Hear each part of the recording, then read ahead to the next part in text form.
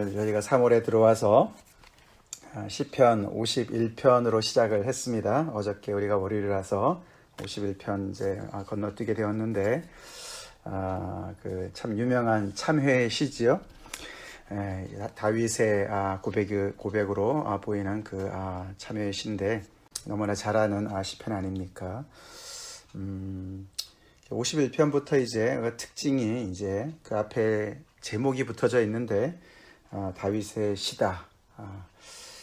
우리 50편은 지난 주일에 살펴본 것은 아삽의 그런 노래였습니다. 그리고 그 전에는 이제 다른 예배를 인도하는 그런 고라 자손의 시, 그런 특징을 가지고 있었죠. 이제 앞으로 며칠 동안 우리가 이제 다윗의 시라고 이제 붙여져 있는 그런 시편을 묵상하게 되었고, 특별히 이제 또 다윗의 시지만 또 그의 그 인생의 그런 스토리랑 구체적으로 이제 연결되어지는 사건과 연결되어진 그런 제목이 달려져 있죠. 그래서 어제는 이제 밧세바와 동침한 후 선지자 나단이 그에게 왔을 때 다윗이 불렀던 시다, 이렇게 이제 붙여져 있고, 오늘은 이제 다윗의 맞서길 인도자를 따라 부르는 노래, 에돔인 도액이 사울에게 이르러 다윗이 아히멜렉의 집에 왔다고 그에게 말하던 때에, 이렇게 붙여져 있죠. 그래서 사무엘상 21장, 22장의 내용이 오늘 본문의 그 배경이다라고 이제 제목이 붙여져 있습니다. 그 스토리 여러분도 기억하시지만 사울이 다윗을 시기해서 점점 더 그를 향한 이제 그 마음이 악해지면서 더 이상 같이 있을 수 없는 것을 이제 판단한 다음에 이제 다윗이 이제 도망을 다니지 않습니까? 이제 도주하는데, 피하는데 그때 그가 놉 땅에 있는 그 제사장의 집 아히멜렉의 집으로 가지 않았습니까? 거기 가서 그 진설명도 얻고 또 이제 그 골리앗을 죽인 그 칼도 얻고, 그래서 이제 그 길을 떠나는데 그 자리에 바로 이제 도액이라는 사람이 있었습니다. 그 사람이 에돔 사람이었고 사울의 목자장이었는데 하필 또 그 자리에 있었던 것이죠.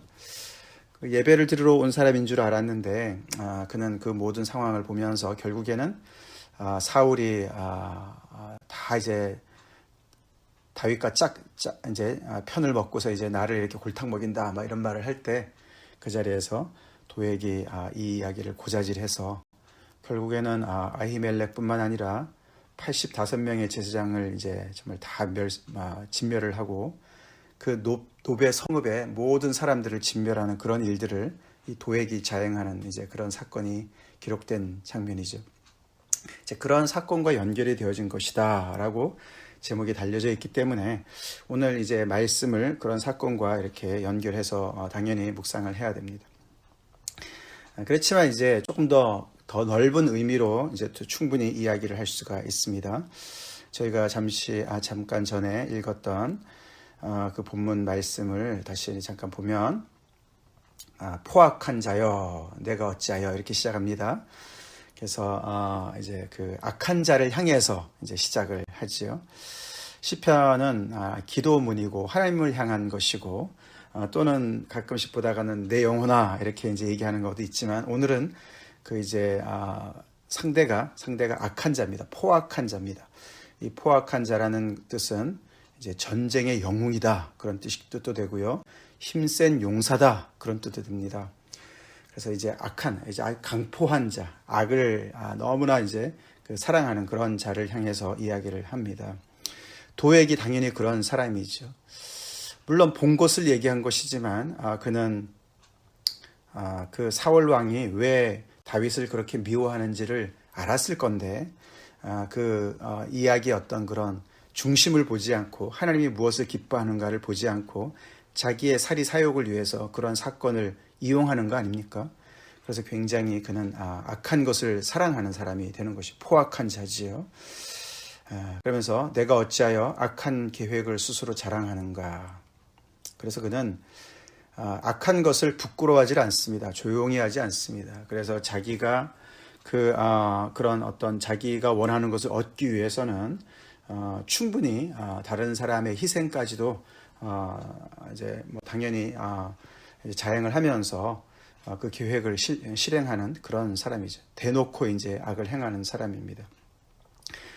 그런 면에서 어제 51편과 굉장히 대조가 되는 시편이다. 52편은 그렇게 볼 수가 있습니다. 어저께는 너무나도 하나님 앞에 죄송한 마음으로 자기의 죄를 자백하는 그런 기도문이었어요. 그죠? 하나님은 너무나 은혜로우시고 인자로우시고 많은 긍휼을 베푸시는 하나님이신데 자기는 엄청난 죄악을 지었고 그리고 그 죄가 너무나 정말 그 하나님 앞에서 죄가가 늘 항상 따라다니기 때문에 하나님 앞에 너무 내가 죄를 범죄했습니다. 죄를 범했습니다.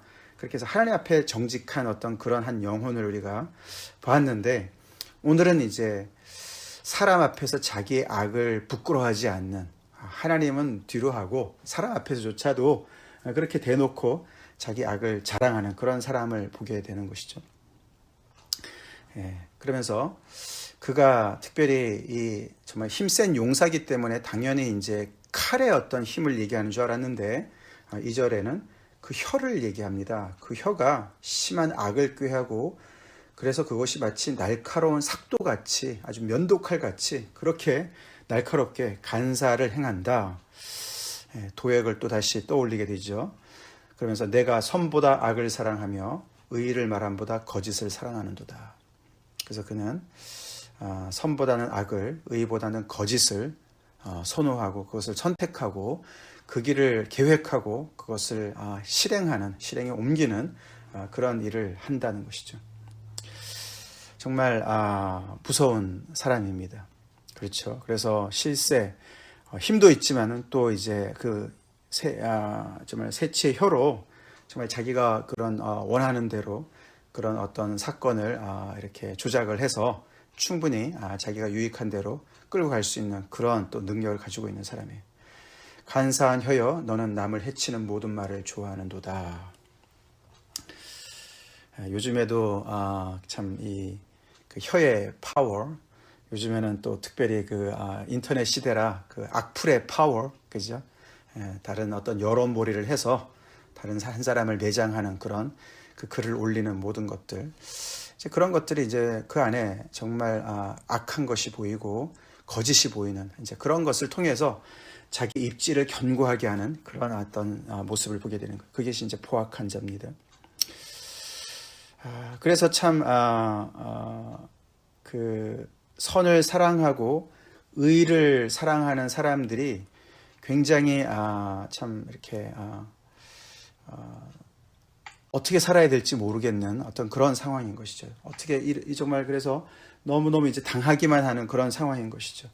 어떻게 해야 되나. 그렇지만 그런 정말 암울한 상황 속에서 1절 후반절에 보면은 하나님의 인자하심은 항상 있도다. 이렇게 이제 기록이 되어 있습니다.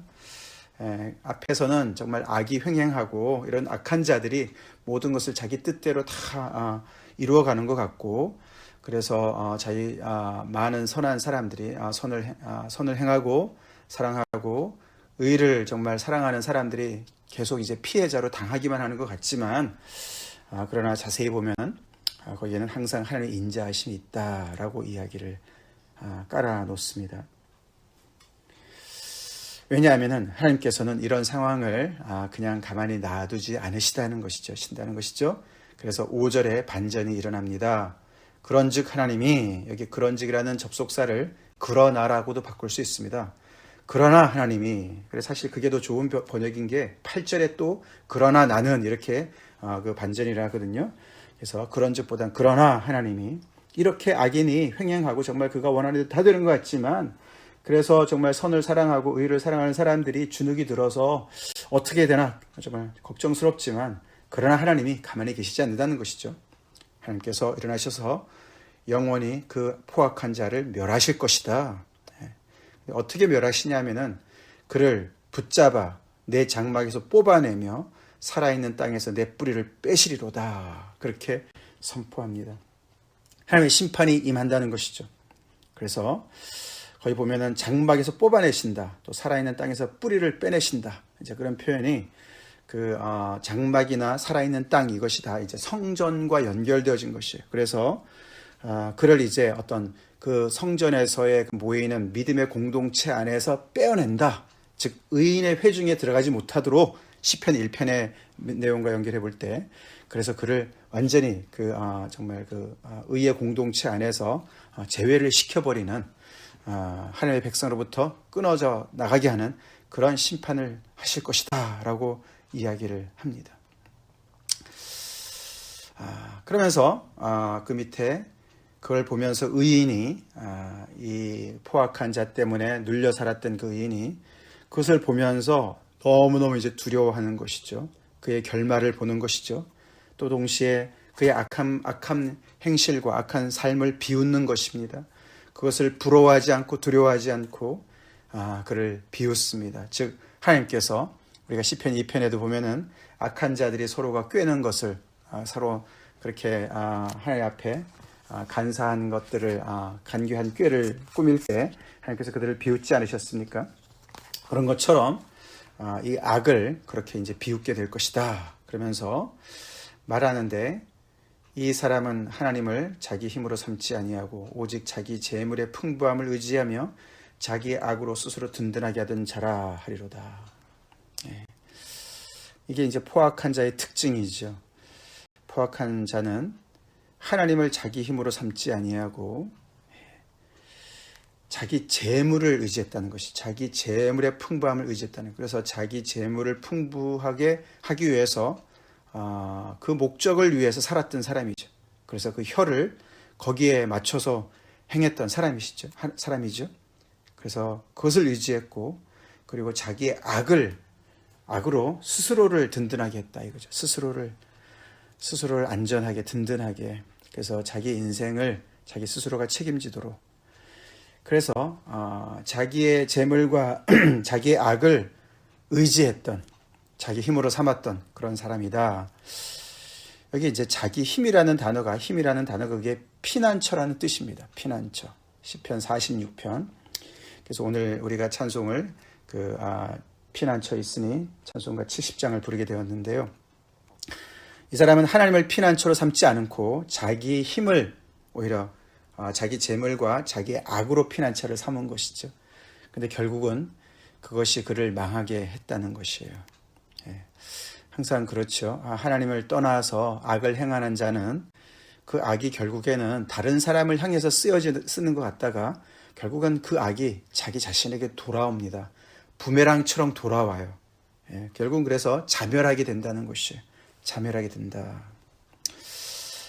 그러나 거기에 반해서 그러나 나는 8절 그래서 그러나 나는 하나님의 인자하심을 이런 와중에도 바라보며 항상 있는 것을 바라보면서 서 있었던 나는 하나님의 집에 있는 푸른 감람나무 같으며 이렇게 이야기했죠. 엄청난 대조를 이루고 있습니다. 악인은, 포악한 자는 잠깐 자기가 원하는 것을 얻고 뭔가 정말 잘 되는 것 같고 재물의 풍성함도 누리고 자기 스스로 굉장히 든든하게 서 있었던 것 같은, 도액이 아마 그랬겠죠. 그죠? 사울한테 그렇게 그 고자질함으로 인해서 사울한테 당장은 많은 대우를 받았겠죠. 그러나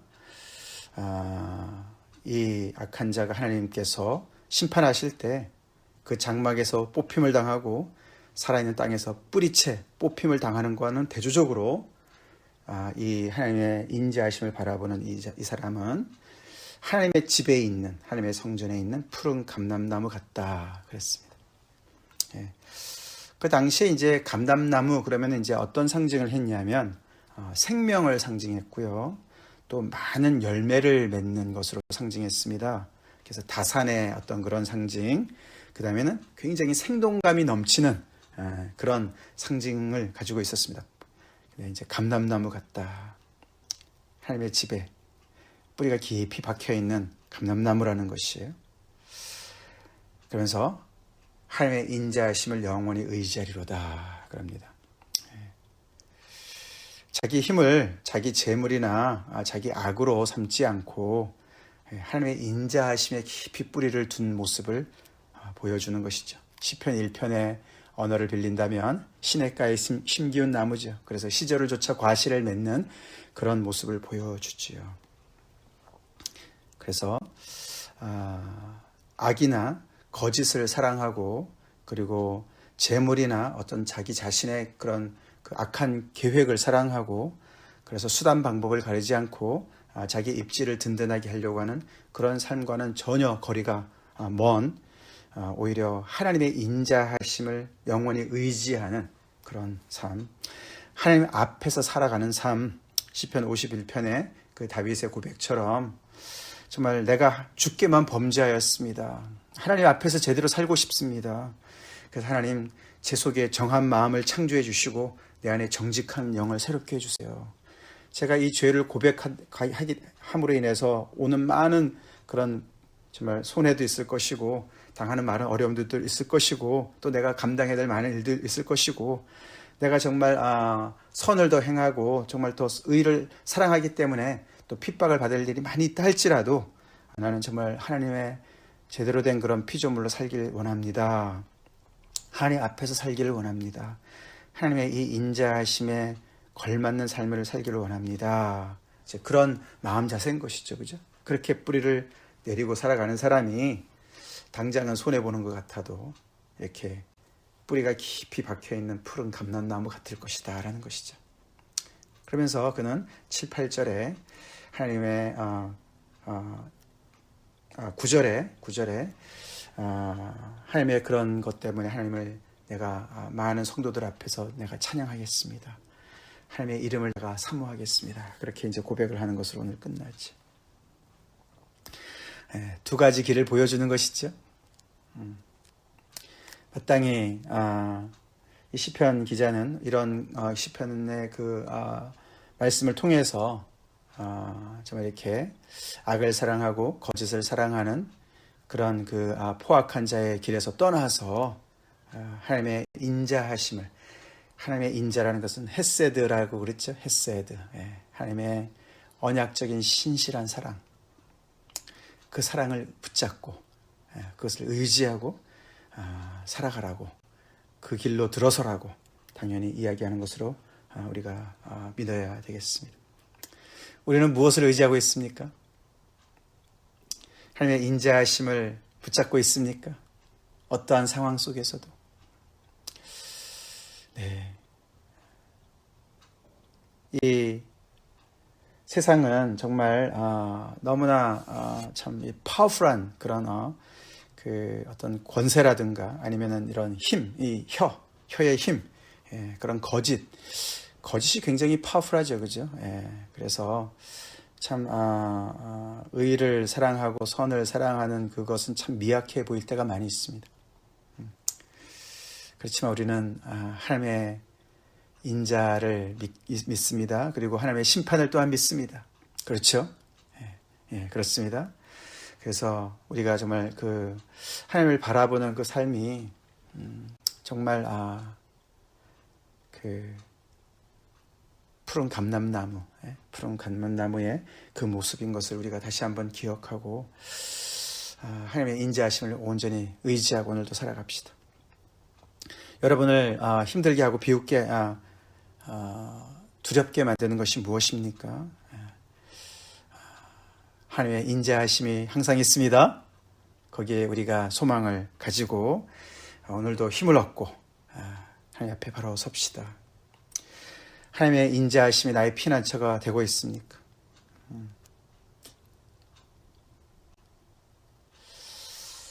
네. 그래서